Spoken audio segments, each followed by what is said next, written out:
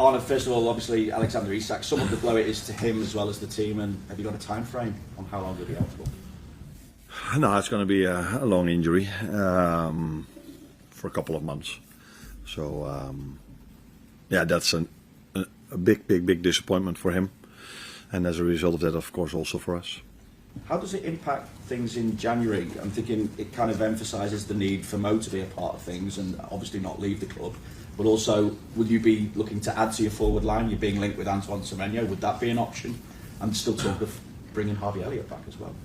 No, I think my first and only thoughts are on the upcoming 2 games. 2 difficult ones again, 2 home games. That's really nice. So I think it's a time for the players we do have available to do what they've done so many times, to roll their sleeves up, and not only our players but our fans as well, to help us in the best possible way to get the results we want in the upcoming 2 games. Because therefore the players that are available need to give everything they have, as the fans, as they usually do, and I expect them to do now again as well, will help us, and that is where my focus is on. Just in terms of the rest of the injuries, then Conor Bradley went off. Yeah. Joe, Cody, and Endo. Any updates on those? Con will be 50-50. Connor, he's not training with us today, not tomorrow. So Friday we will see where he exactly is, if he can be in the squad, yes or no, for the weekend. Joe won't be available. Wata won't be available. Who do I miss? Cody? It's a bit similar to Connor. As far as Wolverhampton Wanderers are concerned, I think the results are clear to see, but they feel like they're getting near at times. Yeah. Is this a dangerous game? Yeah.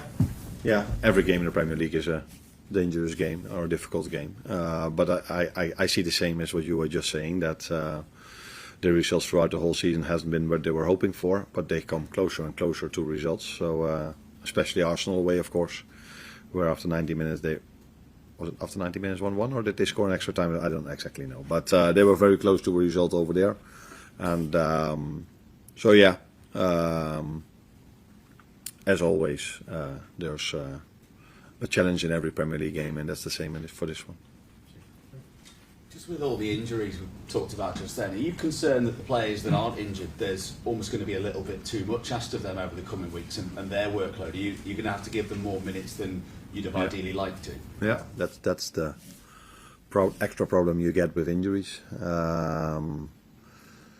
The most injuries we have are not related to overloading. So if you look at Alex's injury, that has nothing to do with overloading a player. The same with Wata.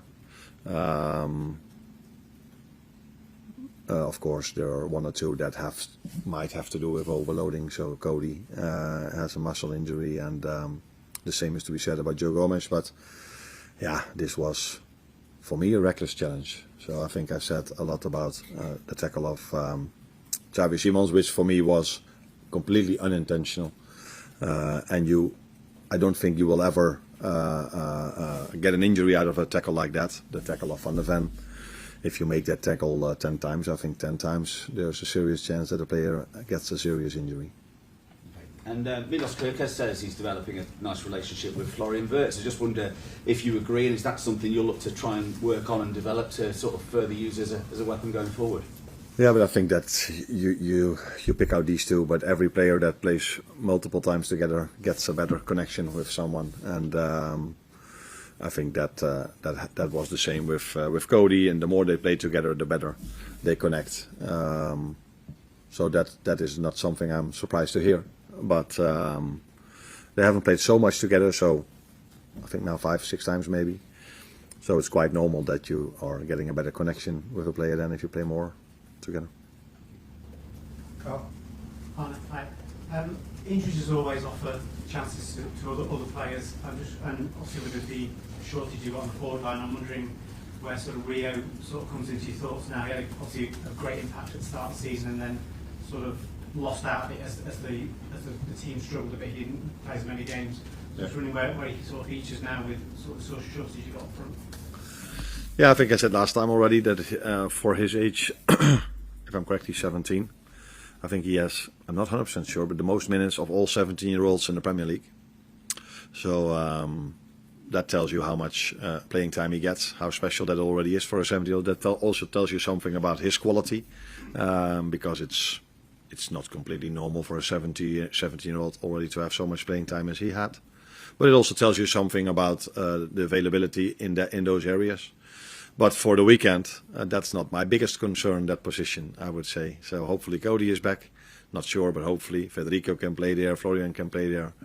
So if he would be a player that would play on a different position, he would probably have even more chance to come in. But it's the same for all the other players. I think in the game against Tottenham, I had 4 under 21 players on the bench. So yeah, that increases the chance for him to come in as well.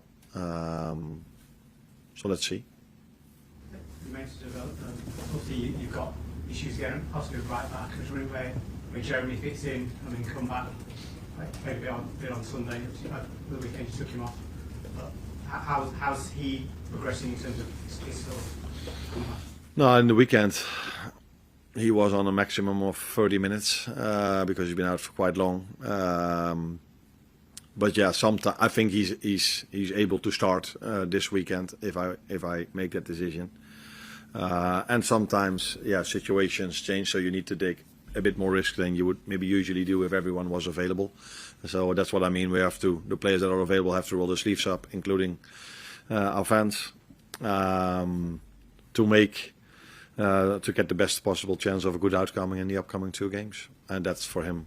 The same as the others. Why I took him off had, of course, nothing to do with an injury. That had to do with not being down to 10 when you have to defend a set piece, because we already had to defend a set piece with 10 men, and you know the outcome.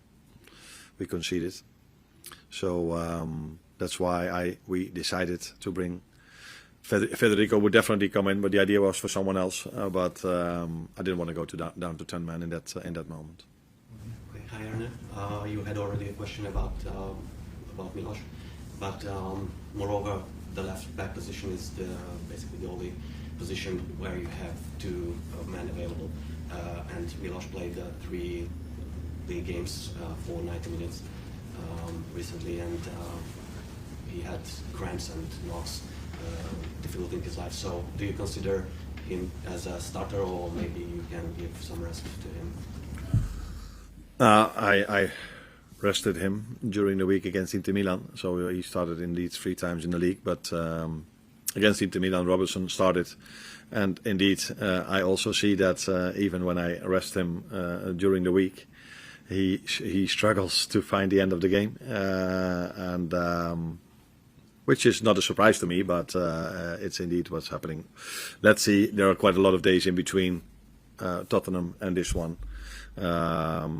And we're going to train today again, so let's see where everybody is. And I haven't made up my lineup. Usually we have the press conference 1 day before the game, but now it's 2 weeks before the game. No, 4 or 5 days before. So I don't know what the lineup is going to look like. And just back on Harvey, have you explored the possibility of bringing him back, or will you explore it over the No, Harvey is an Aston Villa player, and he's supposed to be going there for a season. So. And any questions about him, the best thing to ask is in Villa, but they are doing really well, by the way. Just on Hugo, obviously, I mean, he's had quite the start of the season. How impressive you've been with him, but also what more will you ask of him now over the coming weeks and months? Still, he needs to get stronger, but he's already became stronger. I don't think he changed a lot in all his offensive qualities. He's fast, he can score a goal, he has great footwork, he gets dribbling skills, so he has so much in his locker, I think is the way you say it. But his biggest thing to improve is not, I think he's adjusted to the Premier League now. Now he has to not only adjust, but make sure with his physique, how fast he is, he can become also physically outstanding, and that's where he's working on really hard. I think same with him, by the way. In the last 2, 3, 4 minutes, he was very, very, very tired in the Tottenham game as well. So I see this more often, but that is maybe also because so many of the same players constantly have to play. There's hardly any rest for them. So I have to give all of them a lot of compliments that they constantly can bring what they are bringing, playing so many games, hardly any rest, because we don't have so many chances to rotate. And every single time they fight from the first second till the last. And Hugo is one of them. Arne, just on Alex, obviously it's been a tough first season for him here. You're trying to get up to speed, and then he had the groin problem earlier on. How much support do you think he's going to need to help him get through this? And are you still confident he can play a part in the back end of the season? Yeah, the last thing I am. So yeah, and the first thing, yeah, it's been a really challenging and difficult period for him. I think you join a new club. Usually, when you join a new club, he was very excited, of course, as well. But you want to show immediately all the qualities you have. But that was simply impossible. Maybe no one understands, but if you haven't trained for 3 or 4 months on a serious level with the team, and you are playing in this league, you're not playing in I don't know where, but in this league you need to be on top of your game to impact a game of football, and that took, which we all knew, months before we could bring him there, because there was no preseason, there were games, no time to, hardly any time to train. So we always knew that it would take him time, and that's why it's such a, he's so unlucky that he's now injured, because I think we all saw with his goal against West Ham, with this goal, that he got closer and closer to the player he was last season at Newcastle. But yeah. Is Florian okay? Yeah. That was cramped. Yeah. Yeah. Another example of a player that has to play a lot, and is adjusting better and better to the Premier League. But in an ideal world, maybe I could have rested him a little bit more. But okay, he will be there for us again on Saturday. You touched on conceding another set piece goal. You haven't scored many this season either. Is that something you're really focusing on at the moment? Because the record hasn't been great this season on both sides of it, really. We're not focusing on that at this moment. We are so focused on that. I am so focused, and since I'm here as well, but I know the importance of set pieces. It gets more and more. That's why we are so annoyed by our current record, because it's impossible to play top 4, top 5 with our set piece balance, let alone winning the league. So we're the only team in the top end of the table that has a negative set piece balance. All the others are positive set piece balance, and we're not only negative, we're -8. -8, and we're still on equal points, 4th, I think, if I'm correct. So we all know why, because in open chances created, we're the number 1 in the league. So no one has to tell me how important set pieces are, and not even any manager in the world anymore, let alone in the Premier League, because the Premier League is now, if I say 50-50, I exaggerate a bit too much, but set pieces are so important. That's why it's a big frustration for us that we are where we are this season, because last season, when we were halfway through the season, we had not even conceded 1 set piece yet. And in the second half of the season, where I've said many times already that we didn't play the same football anymore as we did the first half of the season, not as good anymore, for all kind of reasons, but we had a great set piece record, because I think we scored 7 set pieces the second half of the season. So it's a chance for you winning the league if you have a good set piece balance. But if we are -8 and Chelsea is, I think, +8, Arsenal's +8, I don't exactly know the numbers, but they're all, United is very high in set pieces. So if you look at that, you could almost say how special it is that we are having the points we're having, if you have that set piece balance. What do you think has changed though from last season? Nothing. Why is it different? Nothing. Our setup is the same. Defensively, our setup is the same as almost any other team in the league. And if you look at XG, you probably know what it is. Then you wouldn't expect us to concede so many goals we've expected. So that you could argue then, if things go back to normal, we will not concede as much anymore. But yeah, is it after half a season still a coincidence that we concede so much more than what you would expect us to concede? Yeah, that's a difficult one. But our setup has been mostly the same. Of course, in the summer we've changed players. everybody only thinks we brought in, but we did lose a few as well.